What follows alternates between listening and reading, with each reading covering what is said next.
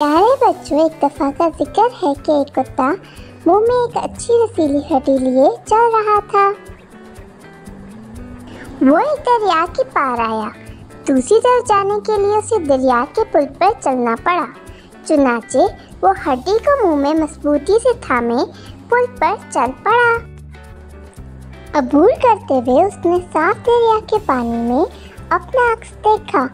उसने सोचा कि ये दूसरा कुत्ता है जिसके मुंह में बड़ी और जूसे की हड्डी है। कुत्ते को बहुत गुस्सा आया और सोचा कि उसकी हड्डी मुझसे बड़ी क्यों है। उसे दूसरे कुत्ते की हड्डी भी चाहिए थी। चुनाचे वो अपने अक्स पर भौंका तो हड्डी उसके मुंह से दरिया में गिर गई। वो परेशान हो गया और उसे अपनी गलती का एहसास हुआ जो उसने अपनी लालच की वजह से खो दी थी। हाँ तो बच्चों, हमें इस कहानी से सबक मिलता है कि लालची होना एक बहुत बड़ी बेवकूफ़ी है। एक गर्म दिन एक बहुत प्यासा कौवा पानी की तलाश में इधर उधर उड़ रहा था। दिन भर उड़ने के बाद उसे पानी का एक मटका नजर आया। मटके में पानी बहुत कम था। उसने अपनी चोंच अंदर डालने की कोशिश की लेकिन पानी तक ना पहुंच सका। उसे ख्याल आया कि उसने जमीन पर बहुत से कंकर देखे हैं। उसने एक एक करके कंकर उठाए और मटके में गिराने लगा। जैसे जैसे मजीद कंकर गिरे, पानी आहिस्ता आहिस्ता मटके के मुंह की तरफ बढ़ गया। कौवे ने पानी पिया और अपनी प्यास बुझाई। पानी पीने के बाद वो खुशी खुशी अपने घर की तरफ उड़ गया। हाँ तो बच्चों, इस कहानी से हमें सबक मिलता है कि अगर इंसान के अंदर जज्बा हो तो रास्ता खुद ब खुद बन जाता है। एक बहुत प्यासी लोमड़ी जंगल में पानी की तलाश में भटक रही थी। उसने अंगूरों का एक गुच्छा देखा जो एक बेल से दरख्त पर लटका हुआ था। लोमड़ी बहुत खुश हुई। उसने सोचा कि ये एक ऐसी चीज है जिससे मुझे अपनी प्यास बुझाने की जरूरत है। उसने छलांग लगाई लेकिन वो अंगूर तक ना पहुंच सकी। अंगूर उससे बहुत ऊंचे थे। उसने अपनी पूरी ताकत से ऊपर कूदने की कोशिश की लेकिन वो उन तक ना पहुंच सकी। लोमड़ी ने आखिरकार हार मान ली और कहा कि अंगूर शायद खट्टे हैं और वो चल पड़ी।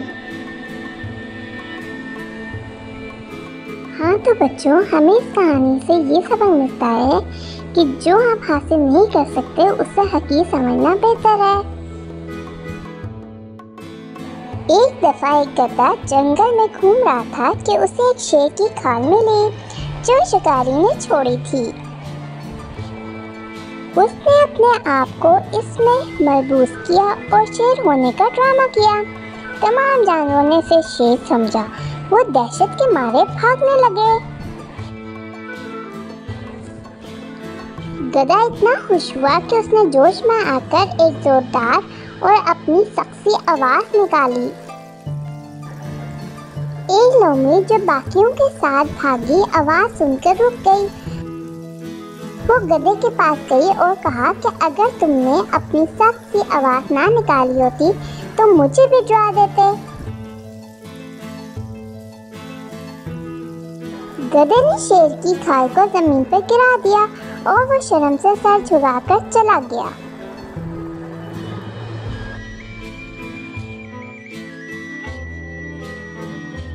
हाँ तो बच्चों, इस कहानी से हमें ये सबक मिलता है कि लिबास अहमद का भेद तो बदल सकता है लेकिन उसके कहे हुए अल्फाज नहीं बदल सकता। एक चरवाहा लड़का अपनी बकरियों के रेवड़ को देख रहा था। उसे वाकई बोरियत महसूस हुई, इसलिए उसने खुद से मजाक करने का सोचा। वो खड़ा हुआ और गांव के लोगों की तवज्जो हासिल करने के लिए भेड़िया भेड़िया का नारा लगाना शुरू कर दिया। गांव वाले उसकी मदद के लिए दौड़ते हुए आए, लेकिन उन्हें कोई भेड़िया नजर नहीं आया। बस लड़का उन्हें देखकर हंस रहा था।